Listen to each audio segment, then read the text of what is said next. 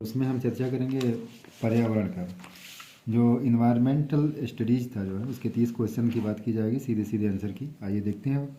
Question number 61 है, पर्यावरण अध्ययन का एक शिक्षक कुछ बच्चों की गतिविधि कराने के दौरान कुछ महत्वपूर्ण घटनाओं का अवलोकन करता है तथा उसका एक वर्णनात्मक टिप्पणी भी दर्ज करता है। निम्नलिखित में से कौन सा आकलन का उपकरण हो सकता है? हाँ, एक चीज़ हम बता नहीं आपको पाए, ये देखिए पेपर सीरीज नंबर आई है, अलग अलग सीरीज में अलग अलग क्वेश्चन के विकल्प इधर उधर हो सकते हैं। आप सीधे सीधे आप उत्तर को देखेंगे, हम उत्तर की बात करेंगे तो इसमें पहला विकल्प सही है, पोर्टफोलियो। आपके विकल्प में इधर उधर हो सकता है लेकिन पोर्टफोलियो जहाँ भी रहेगा वही सही है। अगला क्वेश्चन नंबर 62 है, मोहन कक्षा 5 का एक पर्यावरण अध्ययन का शिक्षक है। वह अपनी कक्षा में निम्नलिखित गतिविधि को श्यामपट्ट पर लिखता है।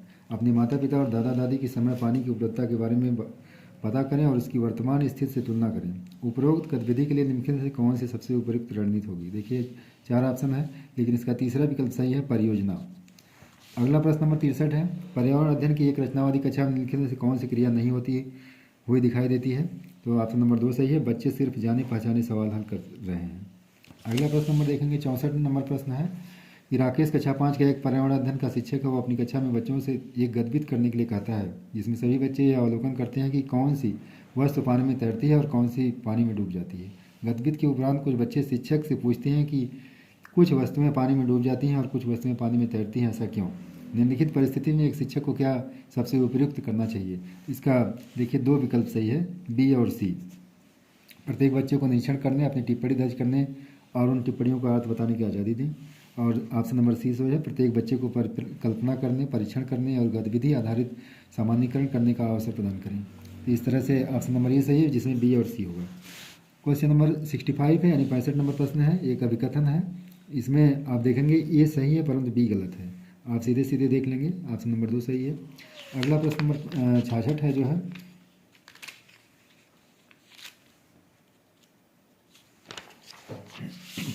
ये भी एक अभिकथन है। इसमें भी आप देखेंगे ऑप्शन नंबर 2 सही है, अभिकथन सत्य है लेकिन कारण असत्य है।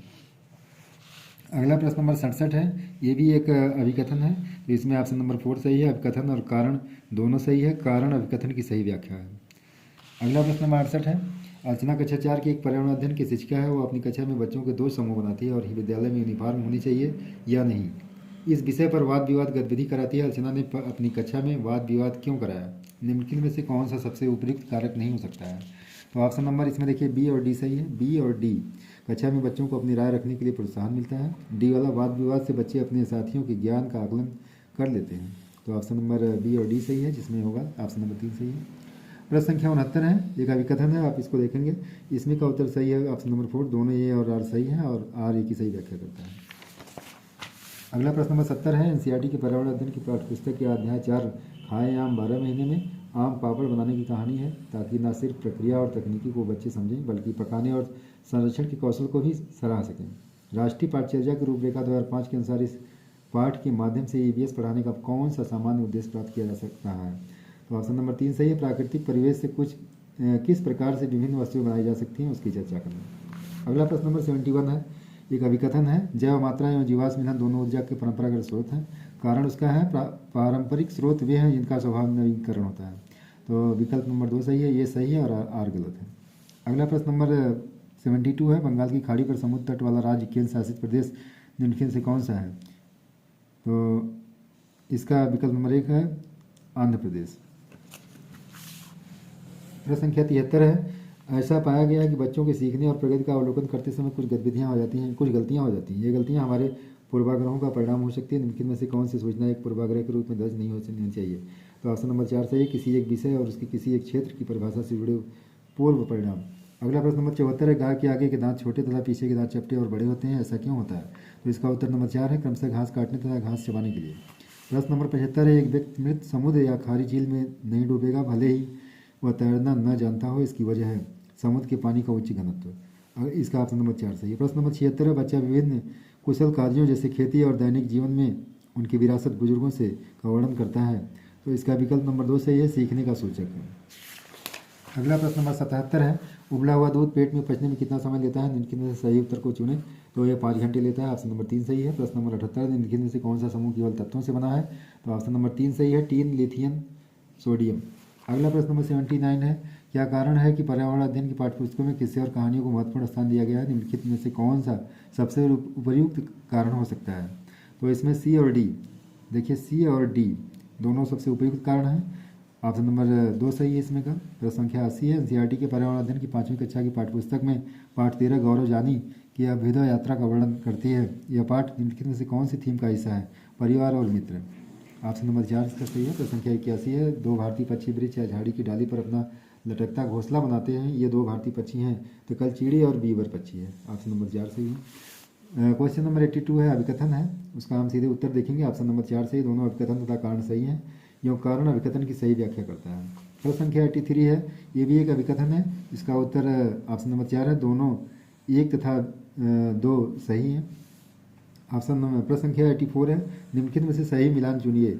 बिहू जो है असम का नृत्य है और बाकी सब जो है कि गलत है, यही सही है। अगला प्रश्न संख्या 85 है, एक व्यक्ति ने 30 जनवरी 2023 को नई दिल्ली स्टेशन से बेंगलुरु के लिए ट्रेन पकड़ी। ट्रेन नई दिल्ली से 17 घंटे पर चली और 17 घंटे पर 31 जनवरी 2023 को बेंगलुरु पहुंची। है नई दिल्ली और बेंगलुरु के बीच की दूरी लगभग 1776 किलोमीटर। तो ट्रेन की पूरी यात्रा का औसत गति क्या होगी? 74 किलोमीटर प्रति आवर्स होगी।